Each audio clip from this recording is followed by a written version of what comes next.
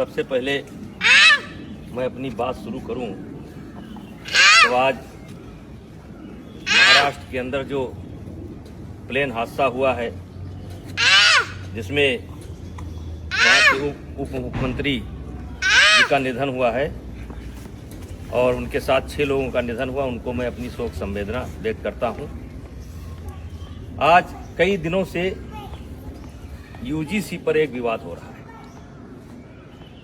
और यूजीसी का विवाद यहाँ से शुरू होता है कि सरकार पढ़ने वाले बच्चों के बीच में जो सवर्ण बच्चों के द्वारा कभी कोई घटना घट जाती है उसको लेकर के दलित और ओबीसी बच्चों के संरक्षण के लिए एक कानून लेकर के आई है, जिसके कारण बड़ी भ्रामक स्थिति हो गई है और आज देश में बड़े पैमाने पर विरोध हो रहा है। ये मेरे सामने कुछ बच्चे हैं, इसमें हमारे भी बच्चे हैं और दलित समाज और पिछड़े समाज लगभग हर समाज के बच्चे हैं। ये रोज साथ में खेलते हैं। कितने दिन से तुम लोग साथ में खेल रहे हो? 5 साल। 5 साल से ये बच्चे डेली शाम को आते हैं और खेलते हैं। फिर इनको कोई नाश्ता पानी? हाँ, जैसे लड्डू, मिठाई, चाय, आम, मटर, सीजनल। यानी जो घर पर रहता है वो ये लोग साथ में बैठ करके ये नाश्ता करते हैं। ये कोई कानून के तहत नहीं कर रहे हैं, ये कानून के बंदिश से नहीं खेल रहे हैं। ये हमारी सनातन की परंपरा रही है, हमारे नस नस में है। पंडित दीनदयाल जी ने कहा था कि जो नीचे हैं उनको ऊपर लाना है और यही हमारी सनातन परंपरा है, यही हमारी सवर्ण परंपरा है कि जो नीचे हैं उनके साथ भेदभाव ना करना, ऊपर लेकर के आना। इसका मिसाल ये किसी कानून के तहत नहीं हो रहा है। और आज मैं सरकार से कहना चाह रहा हूं कि समाज कैसे चलता है, ये ऑफिस में बैठ करके समाज को नहीं चलाया जा सकता है। समाज को चलाना है तो गांव आइए और गांव में देखिए कि बिना भेदभाव के, बिना किसी जातीय रंग के एक साथ बच्चे खेलते हैं। कोई बच्चा किसी की जात नहीं पूछता है। क्या आप चाहते हैं कि भविष्य में इस घर के अंदर एंट्री दी जाए तो ओबीसी को न दी जाए? क्या आप चाहते हैं इस घर में एंट्री दी जाए तो दलित को न दी जाए? क्या आप चाहते हैं ऐसा आप माहौल खड़ा कर रहे हैं? तो आपसे हाथ जोड़ करके विनती है, इस मामले को वापस लीजिए। और मैं अपील करना चाहता हूं, सवर्ण समाज से अपील करना चाहता हूं कि इसमें संपर्क करिए ओबीसी के लोगों से। ओबीसी समाज के जो समझदार लोग हैं उनसे संपर्क करने की जरूरत है। जो दलित समाज के समझदार बच्चे हैं उनसे संपर्क करने की जरूरत है और उनसे इसका विरोध कराना है, क्योंकि गांव में हम एक साथ रहते हैं। गांव में कोई शादी होता है, ब्याह होता है, हर आदमी का कोई ना कोई हक है, कोई ना कोई नेग है, हर तरीके से भागीदारी होती है। अभी मैंने सनातन कथा कराया, 1 जनवरी से लेकर के 8 जनवरी तक मैंने सनातन कथा कराया और जिसमें सदगुरु रितेश्वर महाराज जी ने कथा कहा। मैंने 52 जाति समाज के जो धर्म गुरु थे उनसे उद्घाटन कराया, उनसे एक एक वृक्ष लिया और मैं सनातन वाटिका बनाने जा रहा हूं। आपने तो कानून बना करके हमारे उस मिशन को स्वाहा कर दिया। आकर के आइए हम आपको दिखाते हैं कि कौन सा समाज ऐसा है जिसने उस कथा में भागीदारी नहीं की है, सहयोग नहीं किया है। तो ये कोई नई परंपरा नहीं है, ये हमारी सनातन परंपरा है, ये हमारी परंपरा रही है।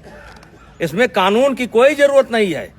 हाँ, कोई बच्चा गलती करता है जो क्षमा करने योग्य नहीं है तो उसको आप सजा दीजिए।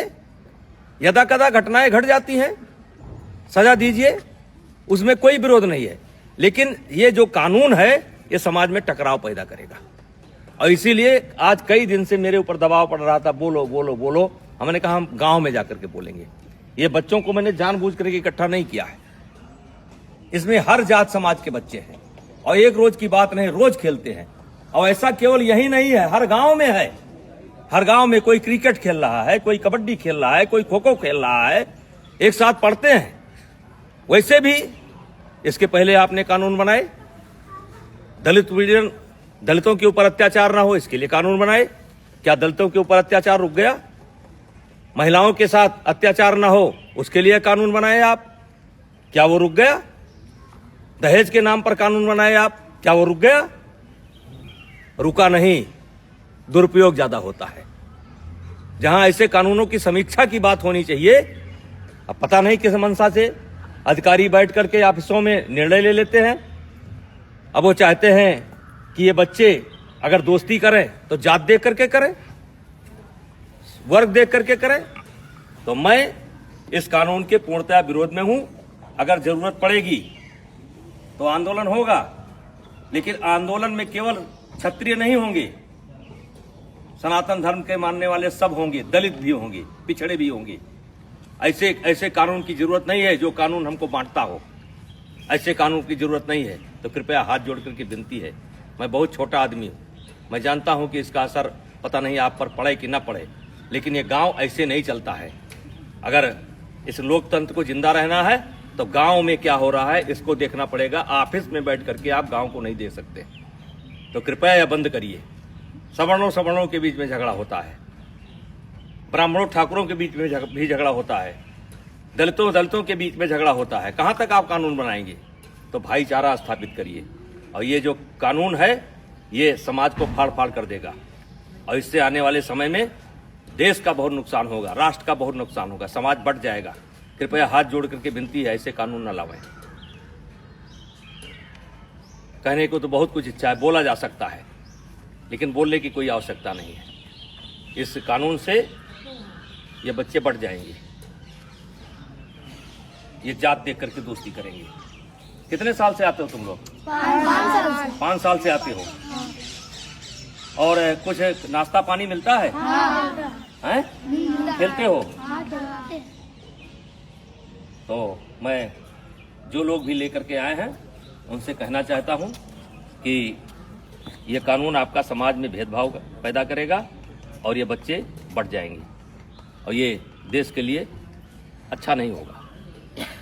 और मैं इस कानून में, वैसे मैं एबीपी का बयान देख रहा था, संतुलन की बात की गई है। इस कानून में संतुलन नहीं है।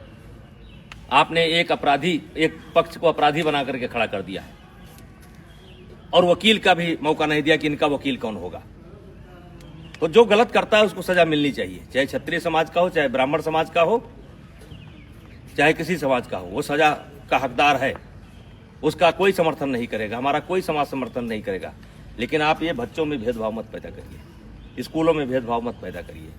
और मैं फिर अपील करना चाहता हूं, दलित समाज के बच्चों को, जो पढ़े लिखे बच्चे हैं उनको अपील करना चाहता हूं, ओबीसी समाज के बच्चों को अपील करना चाहता हूं। ये देश हम सबका है, और इस देश में सौहार्द बनाए रखना हम सबकी जिम्मेदारी है।